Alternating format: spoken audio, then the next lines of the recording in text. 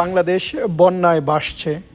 আপনারা জানেন যে ভারতের গোমতী নদীর যে ডম্বুর গেট, সেই গেট খুলে দেওয়ায় বাংলাদেশের কয়েকটি জেলা প্লাবিত হচ্ছে, নোয়াখালী, ফেনী, কুমিল্লা, এবং অনেক মানুষ ভাসমান অবস্থায় রয়েছে।